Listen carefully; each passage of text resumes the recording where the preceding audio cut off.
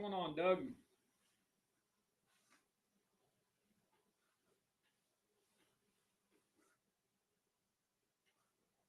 We got a Facebook user saying howdy and another one saying evening, boss. Mark, good to see you on here, bud. Well, PA boys are in the house. I see that.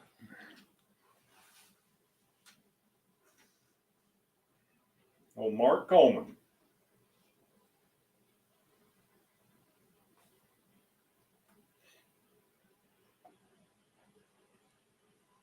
Let some people jump on here. Hey, Alex, good to see you on here, bud.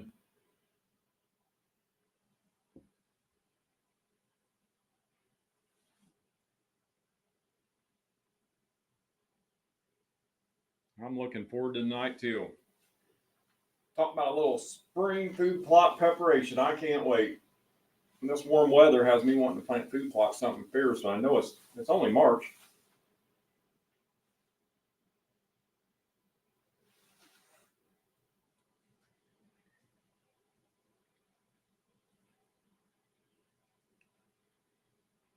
Get a few more on here and we're fired up. PA boys blowing leaves off trophy clover plots over the weekend. That is one of the best things you can do for that clover. Doug, the Kiskies were good. It's been a long 7 days, I'm telling you, bud. I had the Iowa Deer Classic, which was one of the best classics we have had for many, many years. I can't thank the customers enough there. Scott, good to see you on here, bud.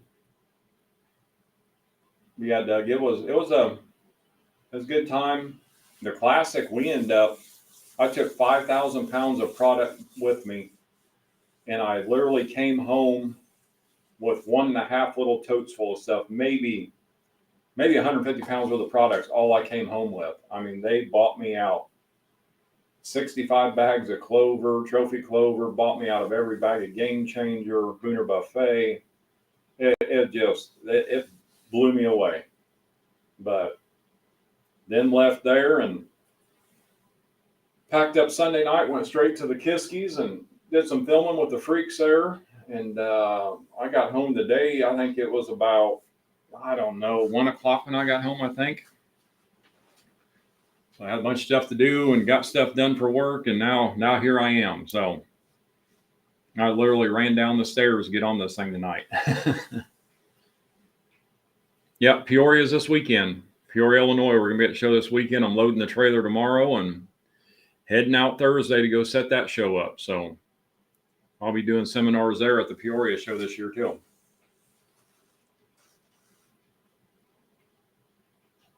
Scott, I need a pocket full of money for a wedding. I'm telling you, man. Just had a Facebook user pop on there and say, "Hey, Robie, sorry it's saying Facebook user. I don't know who you are, but howdy." Good to know, Doug. We'll see you there Saturday then. Jeff, you got that right. It's that time of year. This warm weather is just blowing me away. I just can't believe it. But again, here in the Midwest, especially here where I'm at in Illinois, I know it's March. That means we can have snow and freezing weather any day.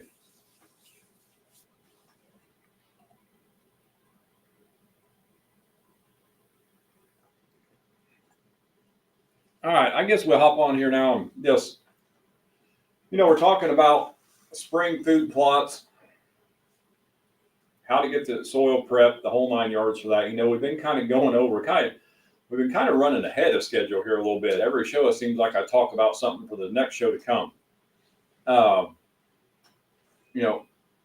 Let's just start off with frost seeding right now because I know a lot of people's worried about it. I talked to 9 million people at the Iowa Classic about frost seeding. They're in the same boat I am. It's warm weather. They're loving it. They need to get it done. Guys, you still got time. You still got time to frost seed. You still got time to overseed them plots when they start greening up in the spring. You're not running out of time. It's just getting good. So for for the ones that's already frost seeded, you're not hurting nothing. That seed will lay there dormant, but for the ones that haven't, you got plenty of time there to get your clover done. If you're overseeding a plot, thicken it up, bare spots, stuff like that. Or if you're establishing a new clover plot by, overseeding in, let's say, a honey hole plot or a different brassica type plot, you got plenty of time to do that. But what I want to talk about tonight is literally prepping your soil, getting ready for the spring planting. Now, I just came back from the Kiskies with Whitetail Freaks, and it was a good time. We did a lot of video content. Don and I sat on the couch, videoed a Q&A session that's going to come up on our social media coming up here for too long. We're going to do a 6-week series of me and Don talking food plots, me asking Don questions, Don answering them. But he brought up something that I never thought about. And it's the importance of adding sulfur to your plots because of the power plants being shut down, the low sulfur diesel, the biodiesel. You don't have that in the air. So a lot of these plots are suffering with the lack of sulfur. I never thought of it. So it's something that you can look into. It's not something that's going to break you, but it's something that intrigued me that I want to start studying more on. And the next show, I'll pass it down even more. I might call Don up and have him give me that spill, or at least get the video so I can watch it over and over, because it really intrigued me on one thing I never thought of. So everything's changing. And I like it. I love learning something. I learned a lot from him this weekend, just listening to him talk, and we had a good time. But the main thing is, with your soil prep, the number one step is that pH kit. Our pH test kit, a probe, go get your soil, take it to a co-op, however you want to do it. I don't care how you do it. That is the number one thing to do. You've heard me. So it's like I'm beating a dead horse. You can spend all the money you want on fertilizer and throw it on the ground if you do not get that pH level up as close to a 7.0 or a 7.0. I mean, you're throwing money down. You're just pitching it down. So them plants cannot utilize it. A key thing here is, and I have people tell me this all the time, I put fertilizer down. I never check my soil pH. We've had some rains. I went back. I can still see the granulars sitting on the ground of the fertilizer. That's a telltale sign your pH is way too low. The pH is actually, if that pH is too acidic, it is actually, if it's going to be too high or too low, I mean, either way, it can actually be too high, just as bad as it can be too low. You see too low more often, quite a bit more often. But either one of them, if you're in that part, if you're too high or too low, it will not allow that fertilizer to dissolve. So it's going to get down into that root system. So the plant can't utilize it unless it dissolves into the ground. So getting that pH up, don't get me wrong, 3/4 of the stuff on this shelf behind me right here will grow in a 5.5 pH. But you'll never get the yield and the tonnage of forage that you should if you bring that up and allow them plants to utilize the fertilizer that you're giving them and the fertilizer that's stored in the soil. So just because it will grow in one doesn't mean you don't need to check the pH, because you want the most forages you can get, especially with us here these days in the drought type situations we've had. That was a big thing at the Iowa show. Everybody talking about the drought. Has been an Indy show everywhere, ATA, all of them this year. If you get in that drought, I would rather that pH up as high as you could to that 7.0, so then plants can utilize that nutrients and get as much tonnage out of them as they can before that drought. Because as soon as that drought hits, they're going dormant. So at least you have the most tonnage there. If you don't get drought, you're going to have even more and more tonnage. So check that pH up, get it up, throw some ag lime in there, throw some pelletized lime in there, whatever you want. Now, I've been doing a lot of research, a lot, on so-called liquid calcium. You guys heard me talk about it many, many times. I'm getting a lot of people wanting to know when they should apply it. I don't care what you use to raise your pH, but if you want to raise your pH and get the longevity out of it, you want to use a pelletized or an ag lime. I mean, as straight as that. If you're looking just to bump your pH up, very short-lived, the liquid calcium will do that. The liquid lime will do that. But I want longevity. I want it to be there for them plants. I don't want to have to do it all the time. And don't get me wrong, guys, lime is the cheapest thing you can put on a food plot. We go out and spend thousands of dollars on equipment and thousands of dollars on hunting equipment. And then we will cheap out on $4 bag of lime to throw on a 1/4 acre plot, you know? So, you know me, I'm a pelletized guy. I want pelletized lime. It's the easiest, breaks down quicker. It doesn't last as long as ag lime, but for the food plot industry, that's all I use. And that's all I'll ever use. So, but next thing, you're looking at prepping your soil as in working your soil. I did seminars in Iowa this last weekend, and I actually have a photo of a tilled plot that was done by about a 60 horse tractor with a 5-foot tiller on it to show people what not to do. And it was amazing the reaction I got to this picture, because people didn't realize how easy it is to overdo a food plot. Anything from going too deep, powdering it up too powdery, not compacting the soil afterwards before you seed. A lot of them were blown away. But it took that picture for them to realize what I was talking about. And if you see this picture, I wish I'd have put it on here tonight. I need to throw it on here so you guys see it.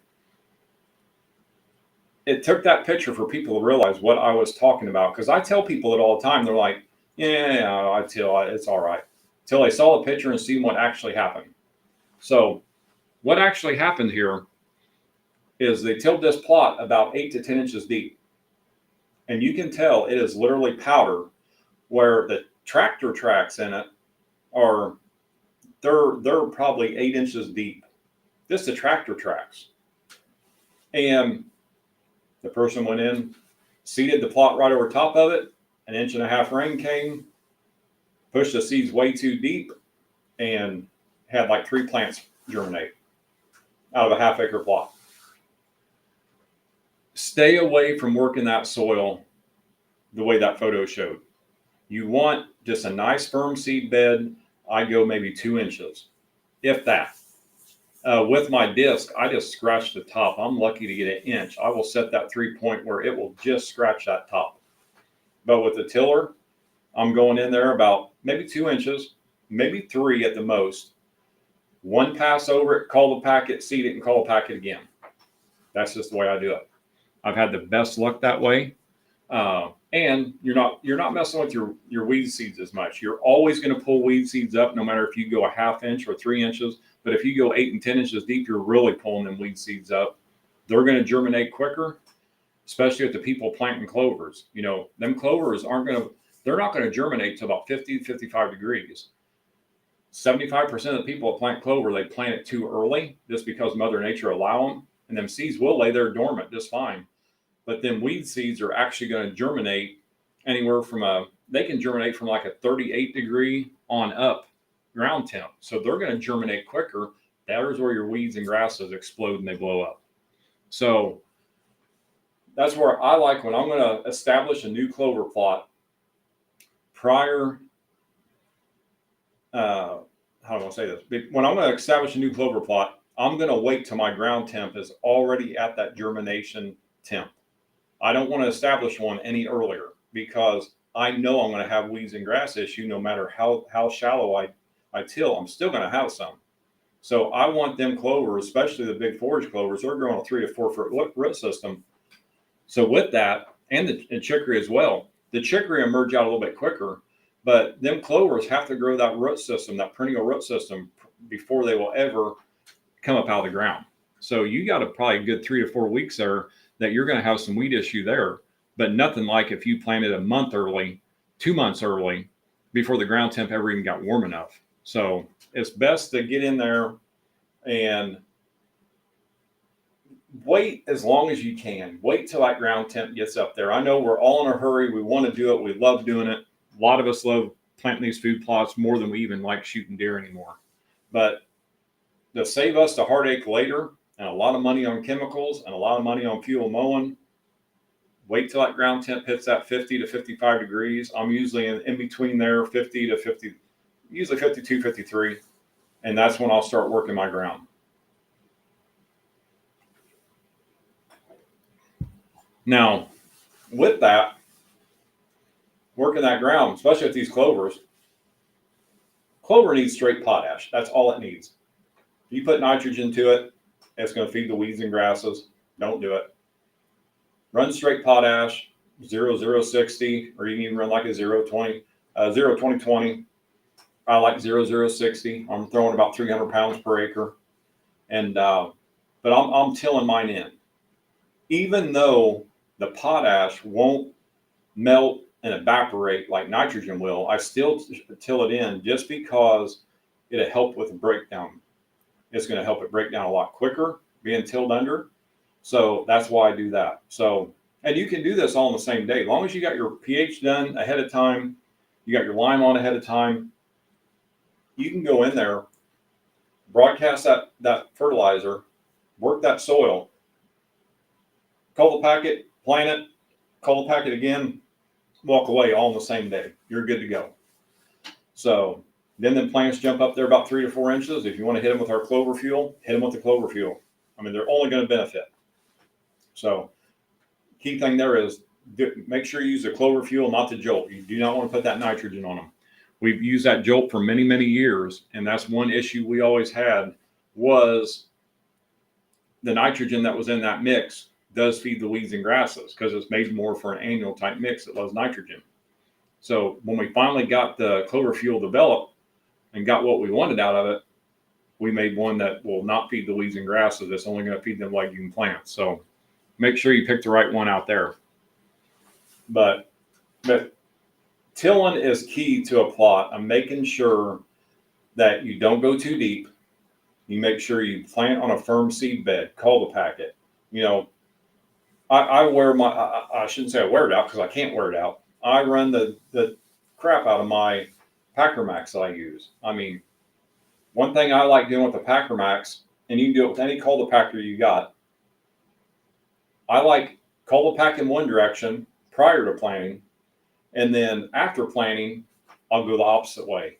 Number one, it's hard to see where you've been if you go the exact same way. So I like cutting my track.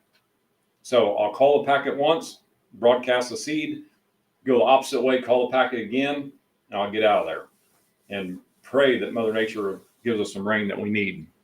But that's the key thing to pretty much a springtime preparation there. I mean, there's nothing to it. I mean, for the guys out there that don't have equipment, you pretty much do the same thing with a steel rake. You know, you can get in there, rough that soil up. Key thing is seed to soil contact. The one thing that a lot of people do, and I had this conversation with a guy that plants a lot of clover, and he's having issues with this last weekend. You do not want to overseed with too much seed. I know you guys hear me say this all the time. I cannot stress it enough. Only put the desired amount, only put the recommended amount of seed on that plot for the size of that plot. Either the recommended or light. Do not go heavy. I hear it all the time.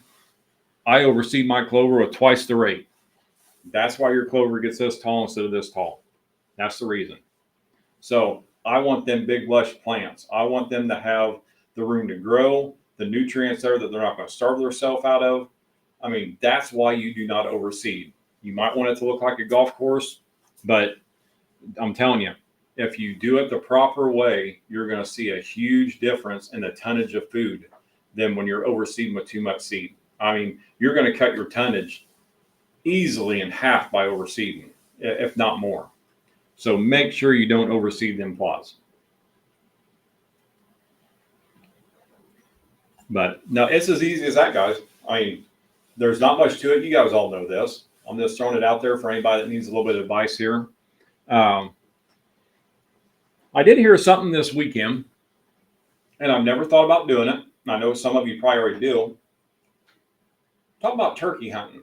I talked with a very, very well-known turkey hunter in the industry that owns his own taxidermy shop, big shop. He actually has a schooling for it and a taxidermy supply company, and they kill a lot of turkeys. And he told me his favorite thing to do in the spring. This is for you turkey hunters. Favorite thing he does in the spring is he goes out and takes oats and just hand broadcasts them over his plots to get any kind of germination he can. He don't care if they don't get all the germination, just want some of them. He said they have the best luck turkey hunting when they do that about the 1st of April and let them oats start growing about 2 to 3 inches. And he says every turkey in the neighborhood will be in that plot tearing it up. I've never thought of that. Now, the plot's no good for nothing else anyway. After that, you got to work it back up, plant your spring stuff after your turkey season, or wait till the fall, do a fall plot. That's just little advice I'd give you, because that was something I learned this weekend that I never thought of. But just going out and buying your oats, your buck forage oats, whatever, broadcast them right over your bare honey hole plots. I'm doing it this year. I'm trying it out on my honey hole plots this year that are bare soil right now where the deer completely destroyed them. And just see how it works. But he showed pictures and videos that blew me away. So for you guys out there wanting to play around, that's a real inexpensive way to just throw something out there on the bare dirt, let Mother Nature set it, let it germinate, get a little bit of growth out of it, and just see how it works. All right, let's get on here and see what we I see this thing rolling 100 mile an hour here. Let's see what we got here. I know I'm probably missing a lot of stuff here, guys. I'm just jabbering away like you know I love doing. I'm about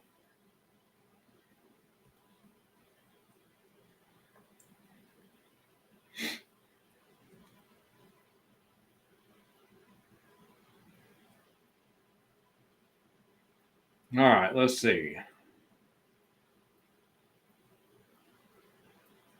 Jeffrey's asking if any shows are planned for Wisconsin. Yeah, the Open Season Expo there at the Wisconsin Dells will be in 3 weeks, 2 weeks from this weekend. So I'll be in Illinois this weekend.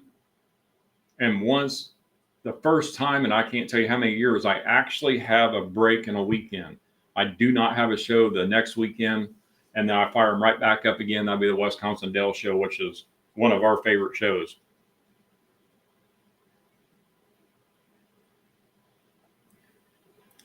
Scott put on here, Robbie, I picked up trophy clover, and I'm thinking it might be better suited for the game changer clover only because of the rocky, sandier soil.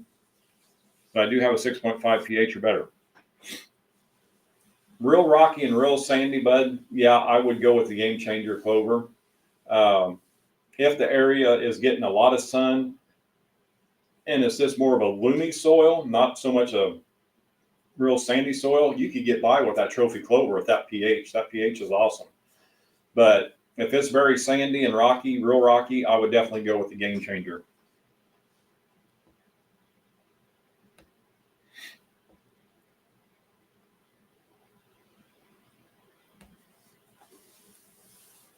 Larry, wonder if you all can get cotton candy bags as big as 50.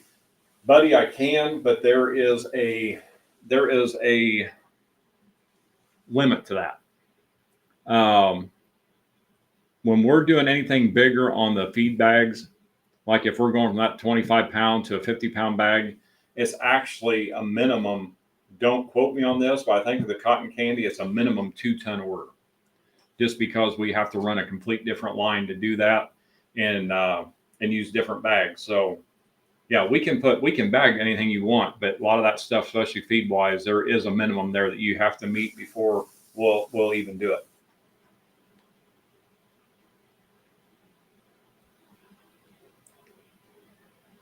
Old Scuba's on here. Scuba, I appreciate all the help last weekend, bud. Timmy Lambert, my old buddy Timmy. About time for dinner one of these nights, Timmy. Let me know, bud.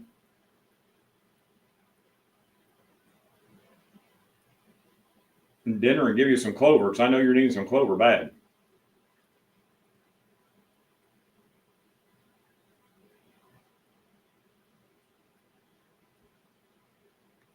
Larry, Larry's out here talking about a peanut blend for food plots. Yep, there's a. The thing about peanuts it's about like chufa. Some soils it does really well in, other soils not so much. So for certain areas, it is awesome. So, but peanuts, deer love peanuts. They love that plant. Anthony, good to hear you. See you on here, bud. I've been waiting for you to throw me your pro staff order my way, bud. I got that little giveaway pack to send to you. If you're not planting much this spring, just let me know, bud, and I'll just get it sent out for you. Jason Buell, another one to help me out in Iowa. I appreciate it, bud. Thanks for all the work. And actually, talking about Jason and Scuba, if anybody out there, we got a Kansas show going on this weekend. I'm actually going to be in the Illinois show doing seminars. And Scuba Steve Horner, and then Jason Buell here, they're going to be at the Kansas show. Scuba's going to be giving seminars for me since I can't be there. So we have product there. Anybody's in the Kansas area, it's a good little show. It's not a real big show, but it's a very good little show.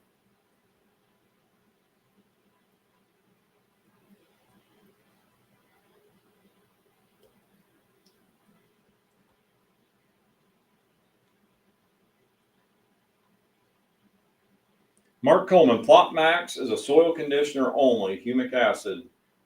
It is not a substitute for fertilizer, right? That's exactly right. Yes, Plot Max is not a foliar fertilizer. It is humic acid that helps break down the soil and allow the nutrients that's stored in that soil to get to the root system better. So, yeah, that little bottle right there will do a half-acre plot mixed with 8 gallons of water. And guys, that's something I'll pick up on right here.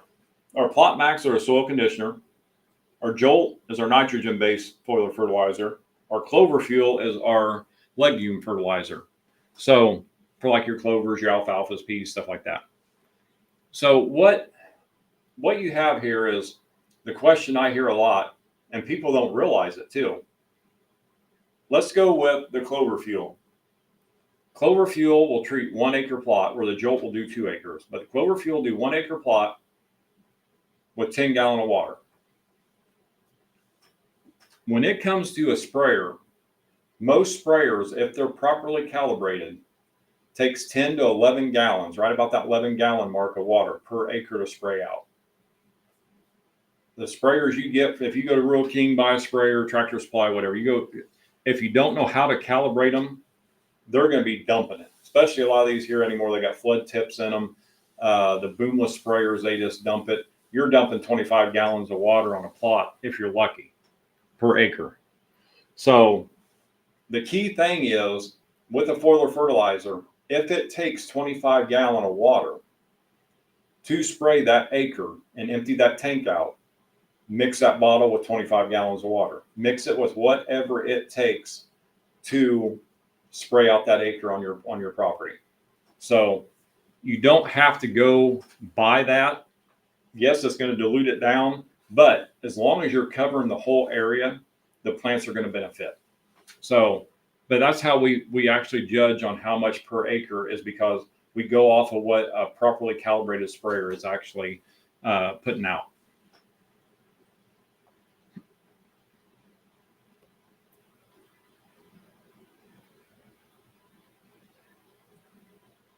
Yes, Mark. Jolt is a fertilizer, right? Yes. The Jolt, again, that is our nitrogen-based. 1 bottle with 20 gallons of water will do 2 acres. So one thing with this, Scuba's on here. He attests to it. He asked me this year if he could spray it on his mother's garden. Man, this stuff will make a garden grow like you would not believe. If I'm not mistaken, I think Scuba said they had tomato plants this tall off the ground. And great big tomato. I mean, it will make it go. It'd do the same thing to your yard. Anything that loves nitrogen, this Jolt will give it a kickstart like no other.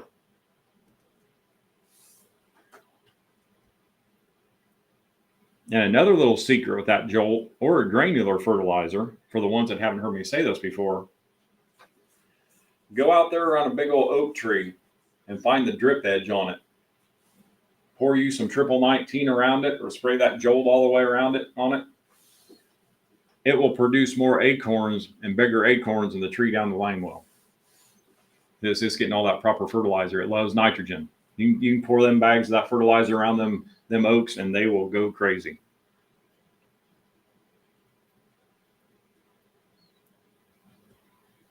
That's what I call a poor man's food plot. It works like you'd not believe.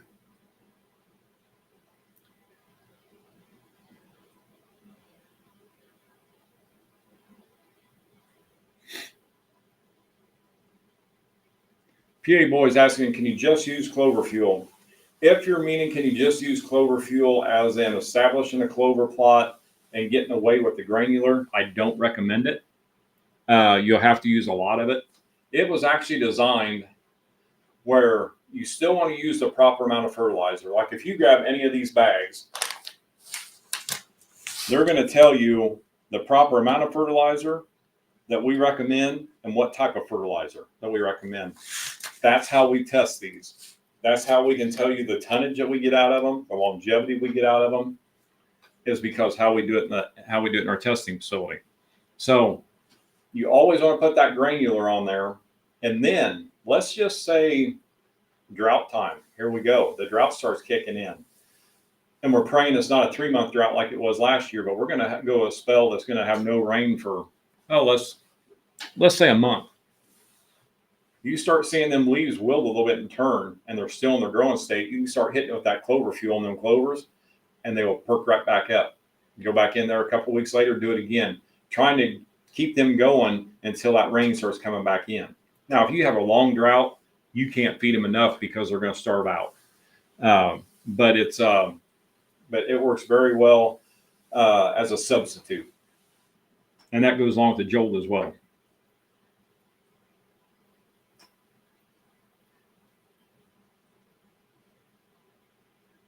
Let's see here.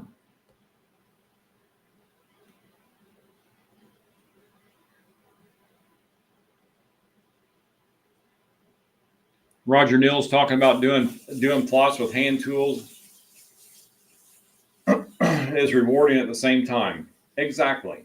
I can't tell you how many food plots and 4-wheeler trails, and I still do a lot of them that way. A lot of my small areas, a little steel rake, a 2-gallon pump up sprayer with some glyphosate or some Liberty in it, a leaf blower, blow the leaves off of it. I mean, to me, you see a deer in it, you see them feeding in it, you get a chance to shoot a deer over it. It's one of the best feelings ever because you actually work for it. And but now doing that on a 2-acre plot, man, that's a different story. But no, I'm with you 100%, Roger.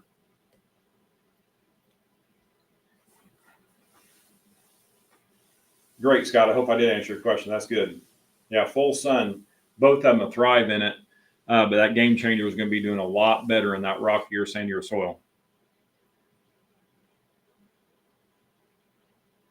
Jim, exactly. That's spreading the oats for turkeys. That is something that why I've never thought of that. I guess because I shoot all my turkeys over clover plots. They love getting in there bugging. But after watching what these turkeys were doing on this guy's farm, I mean, I hate to say it, but this guy actually, I think it was 6,400 acres. I mean, it's crazy. But seeing the videos and the pictures of what these turkeys were doing on these great big long strips, holy cow, them little oats about that tall. Really got me thinking, I got to do it.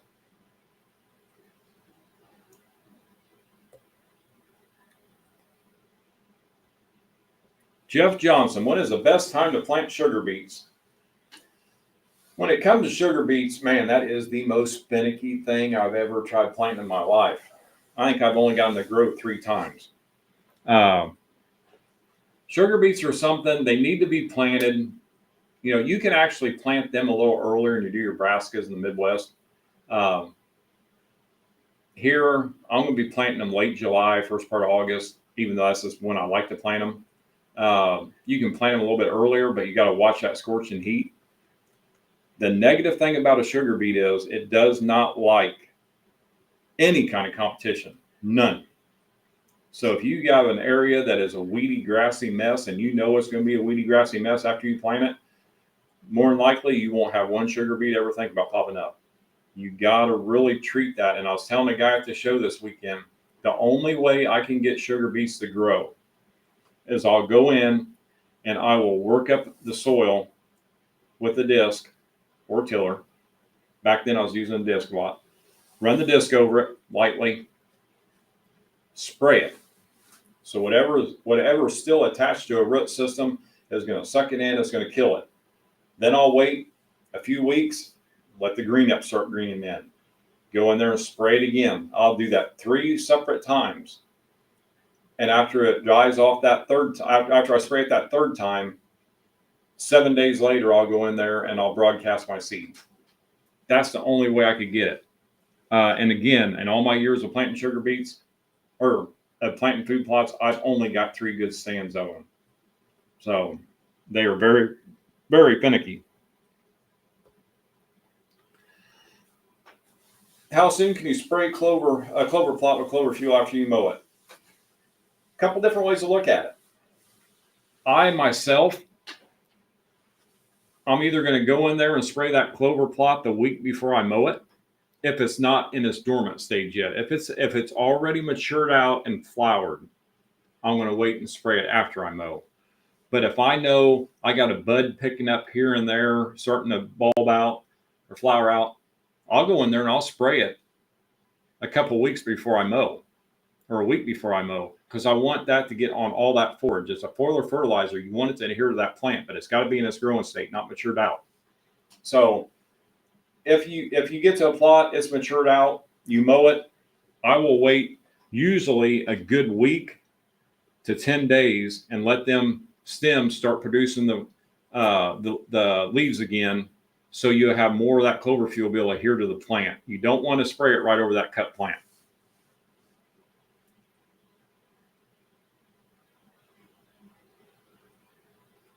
Hey, Dustin, thanks for helping out the Iowa show, man. Yeah, I seen that today, bud. I just been running 100 mile an hour.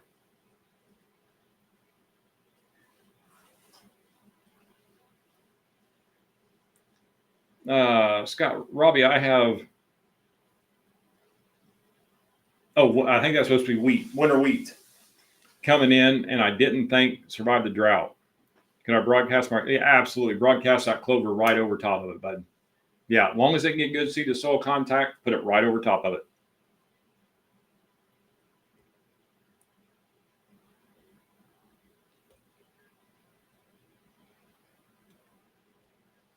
Frank Smith goes, hey, buddy, how's it going, Frank? Still hammering those New Jersey food plots. That's good. Yeah, Scott, I figured that out on the wheat part. I was trying to figure out what winter wheat was. It takes me a while. I'm a little slow. I have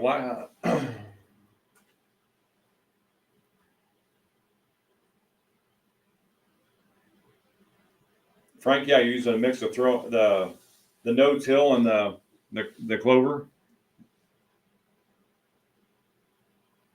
That no-till mix, it loves that jolt. Really loves it. Yes, Mark, jolt is awesome for barricading.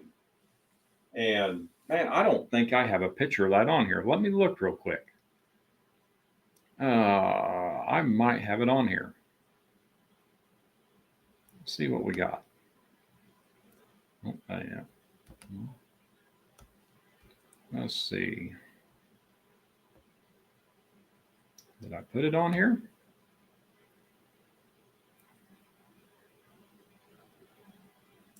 Man, she's loading up slow. But yes, that Jolt that barricade loves nitrogen. All the nitrogen you can give it without burning it.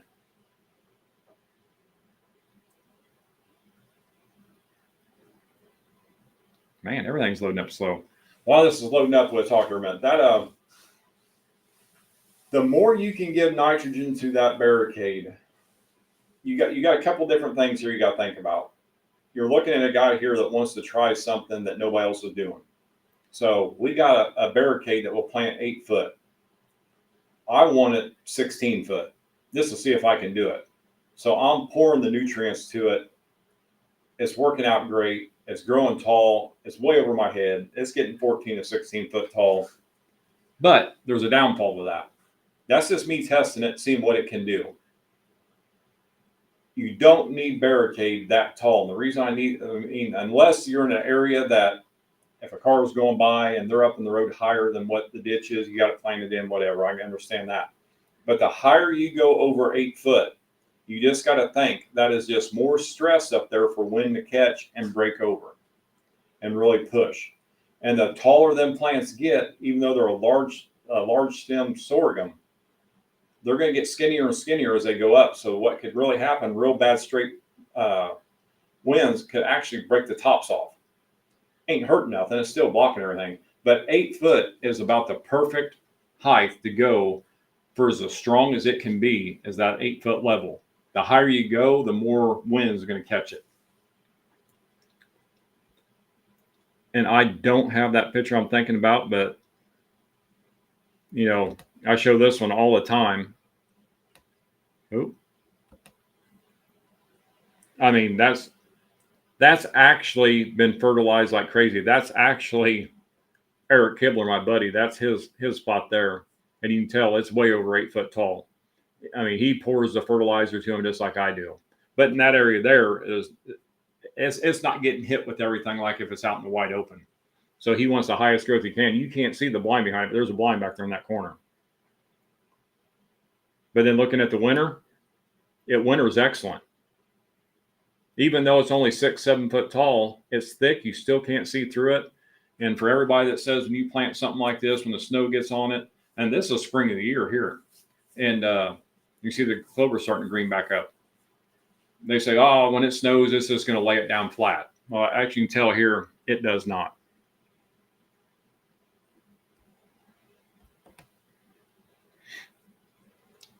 All right, let me get back to some questions here.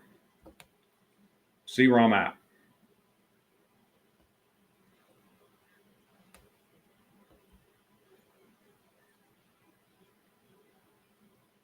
Mark, you're welcome, bud. I appreciate being on here.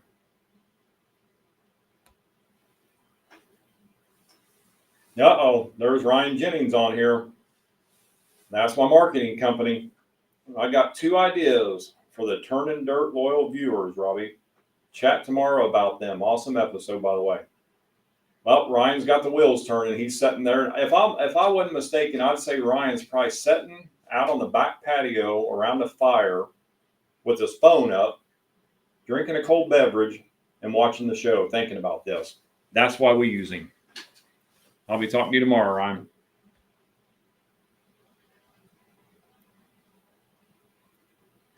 Rodney, you're asking how much sulfur. That is something that I'm actually researching now on what to do. Like I said, I just found this out yesterday.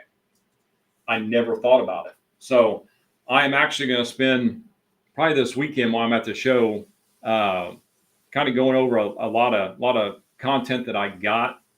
And then again, probably talk to Don. I mean, he was throwing it out there like 100 miles an hour, and I'm sitting there trying to take it all in.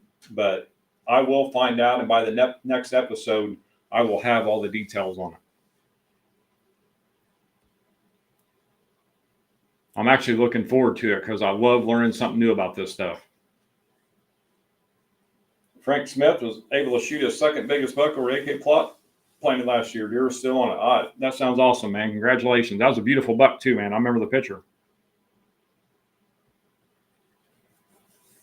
Chris Lusk, buddy, I can't wait to see you here in a few weeks, man. What are your thoughts on deer mineral next to a watering hole on the edge of a clover plot? I've been on that clover plot, Chris. I know exactly what you're talking about. That to me is brilliant. It really is. You're giving the deer everything they need. One thing I kind of like about anymore is I got it here. Power rack. Best thing in the world to pour into your watering tanks. Give them deer the nutrients they need while they're drinking it, and I promise you they will drink a lot more than they ever did before.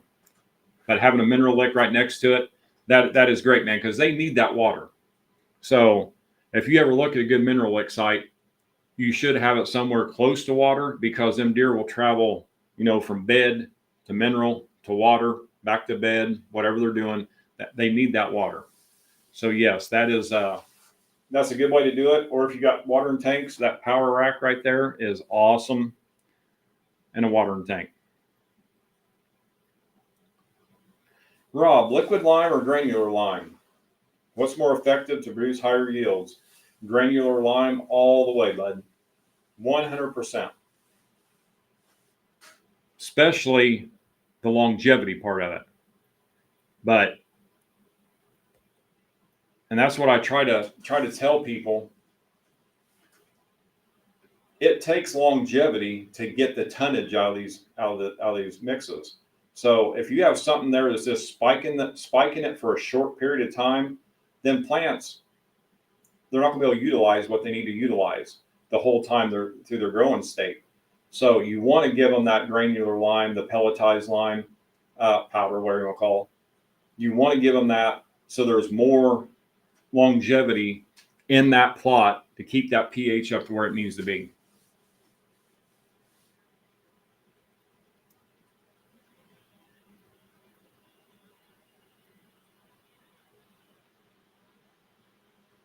Frank Smith, if the food plot is thin, can you overseed in it? Again, yes, you can. As long as that plot is thin, you don't want to overseed it too heavy if it's not.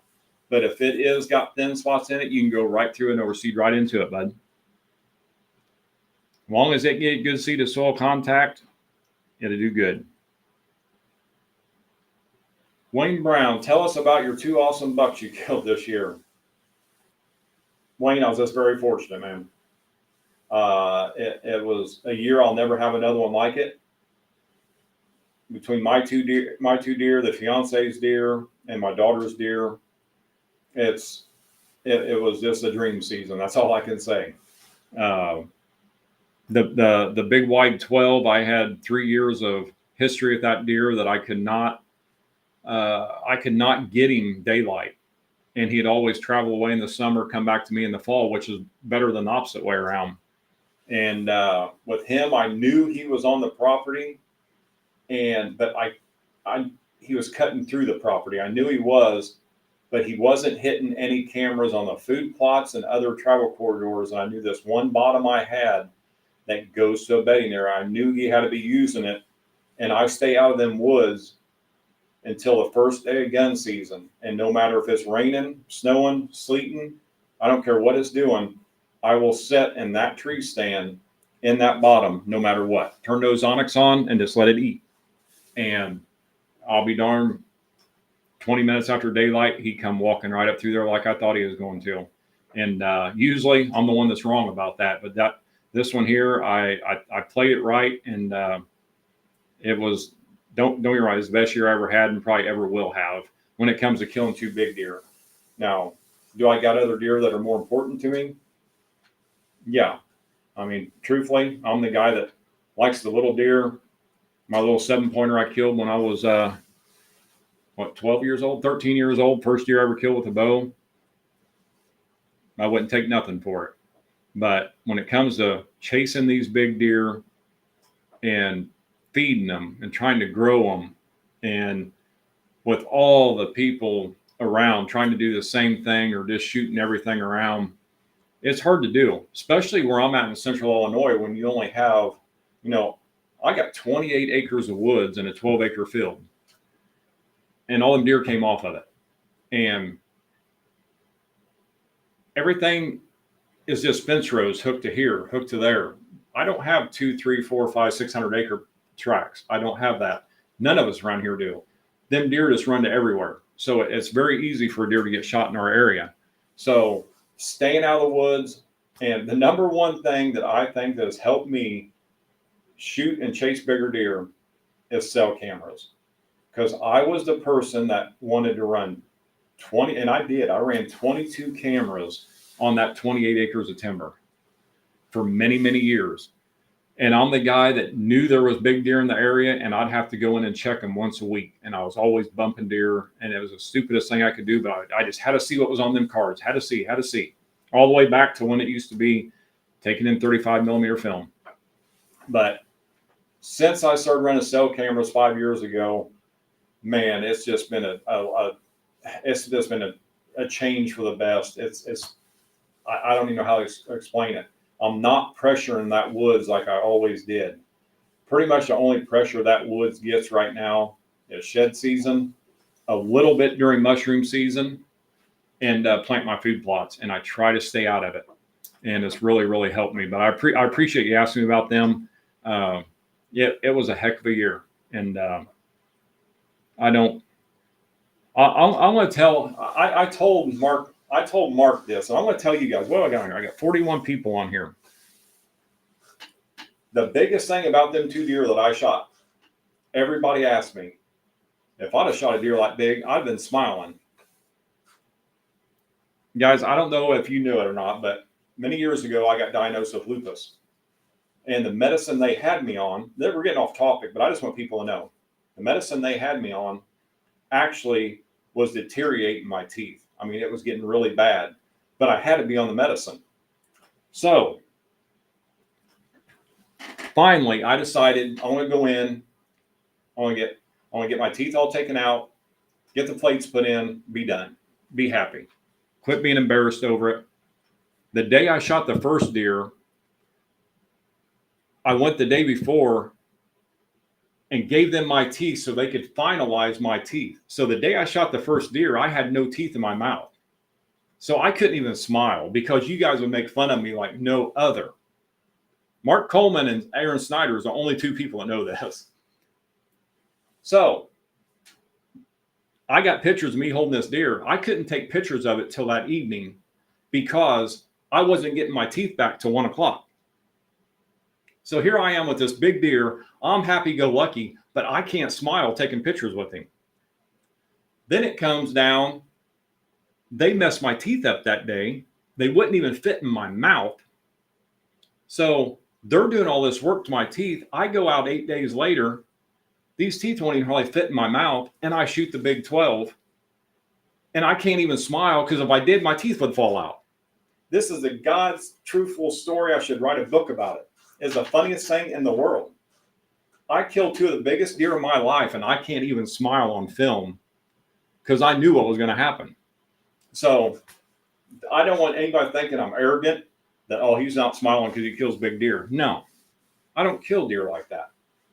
It's just, I'd do it all over again, though. I'd have them ripped out again if it was going to kill 2 big deer. But that is exactly why you don't see me smiling in the films, because of that. Now, since then, everything's good. Deer season's over with. My mouth's great.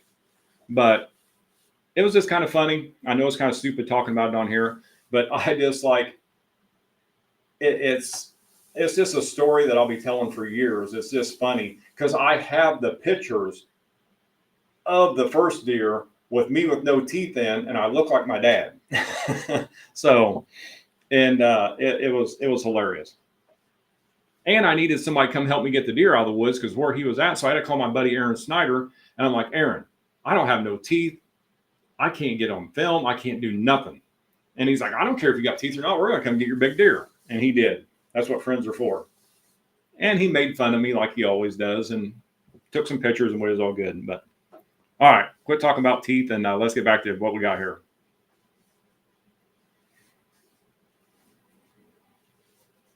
Absolutely right, PA boys. The barricade is awesome. There is no reason to seed that heavy. You do not want to seed it heavy. Seed the recommended rate.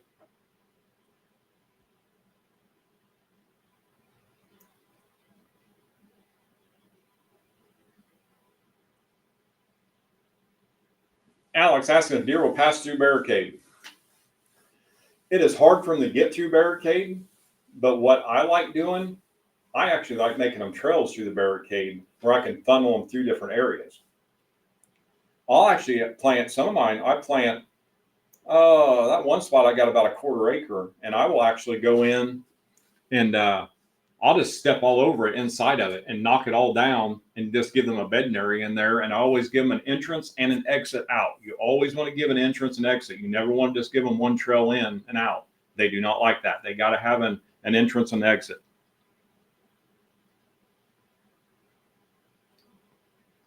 Frank, yes, you can over lime a food plot, but I'll tell you what, bud, you're pretty much going to be at a 6.5, 7.0, and you're dumping tons on it to do it. I mean, I have only, in my 35 years here, I've only seen 3 tests that were over 7.0.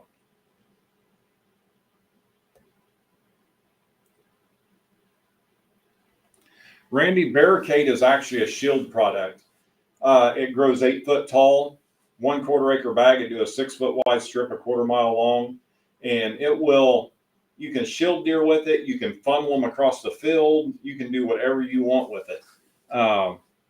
Actually, my buddy Timmy Lambert on here, we did a big one on one of his properties, and staged that barricade in all different ways to get the deer up closer for bow shots.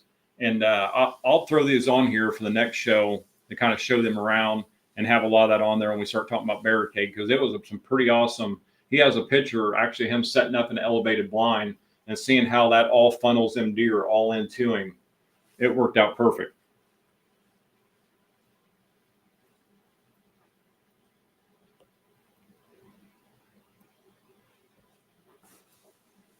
Mark, how often do you put Jolt or 0046 on barricade after it's 3 inch tall? Jolt, I spray Jolt every time I go down the farm. If I'm going down the farm and I got the sprayer sitting there and I got water for it, I'm mixing Jolt up and I'm spraying my barricade. And when I say I spray it like that, I'll spray it when it's 3 inches tall till it's as tall as it can get.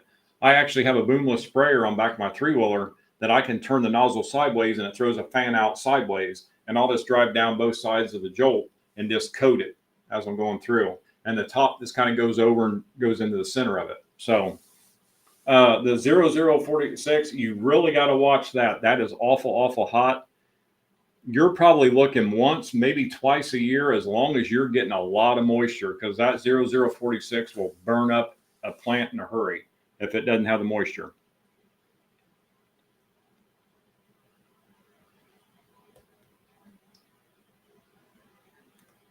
Wayne, is it legal to use minerals in Illinois like a salt block? No. Oh yeah, it is. I'm sorry, I thought I said legal. Yes, it is very illegal. In Illinois, we are very lucky if we can even plant food plots.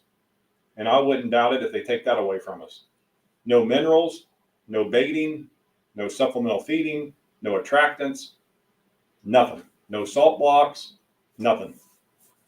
A lot of people don't realize, if you're in the rural area like I am here, you can't even put a salt block out in your yard if there's deer in there. You cannot do it.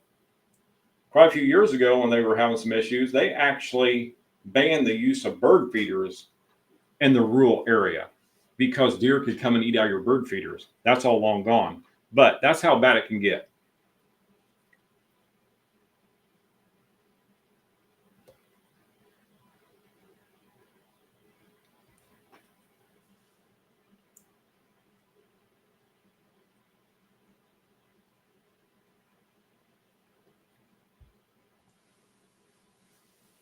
Absolutely, Scott. You're asking, you're talking about a deer. Is it common for deer to reach 10 years old? A whitetail buck can, or a doe too, they can reach 10 years old.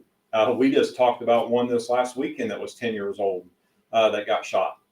They very well can. A lot of places, especially where I'm at, with all the hunters, they never see it unless they just live nocturnal. But yes, a deer very much so can live 10 years old.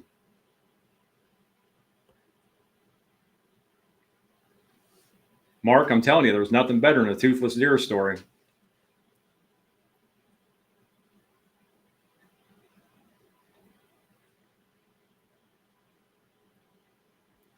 Wayne, what is an easy food plot for me? I don't have equipment, want something that I can throw and grow.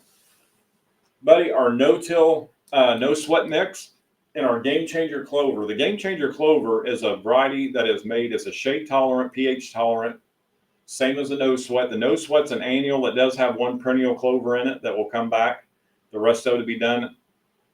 The Game Changer clover, it's a 4-year variety of clovers. So you're going to get 4 good years of growth out of it.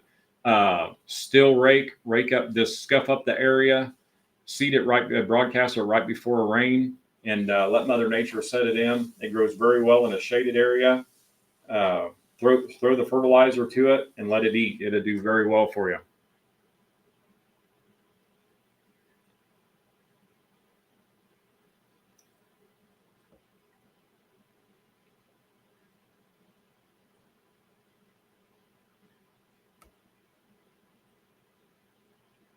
Yeah, Mark. Yeah, that 0046 is hot. So yeah, this definitely using the Jolt for barricade. The Jolt works excellent, but I would throw.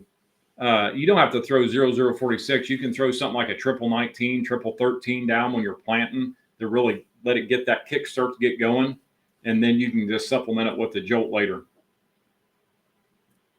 Jeffrey, no, barricade does not come back every year. This is an annual plant or variety of annual plants, sorghum plants and Sudan grass that we used to have a perennial called Shilden bedding, and it got so expensive that nobody's going to buy it. The switch grasses, the Indian, the blue stem, all that have just went crazy in price. So we kind of did away with the perennials after having so many years, had good success with them and a lot of sales, but like everything else, it just started, our costs started going up, and we weren't going to do that to our customers. So that's why we made the annual. And again, a 6-foot wide strip, a 1/4 mile long for $20. You can plant it every year and save a lot of money. Perfect, Mark, using the 1919.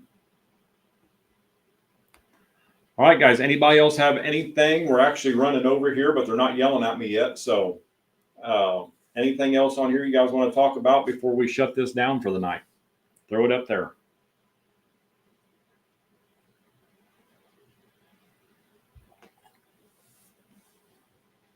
I appreciate you all being on here tonight. It's been it's a fun topic, and then all the Q&As here. I love these Q&As. I love them.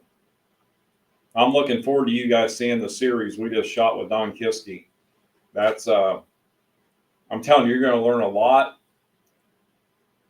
about everything, not just planting stuff, but a lot about. I'll throw some teasers. There's going to be some shed hunting stuff. There's going to be some planting stuff. Strategies. There's a lot of stuff that's going to be thrown out there that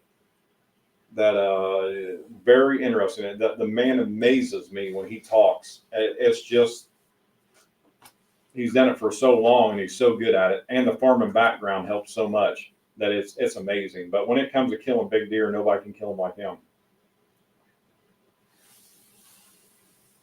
Kitchen sink is going to be out in April, guys. The bags are overseas. They're sitting out there in a dock somewhere. It's ridiculous. We're hoping to get them before. We're just saying mid to late April right now, but we're hoping that they're going to be here sooner. But I'm just telling people that now just so people won't be running to the stores every 5 minutes trying to find it and it's not out there yet.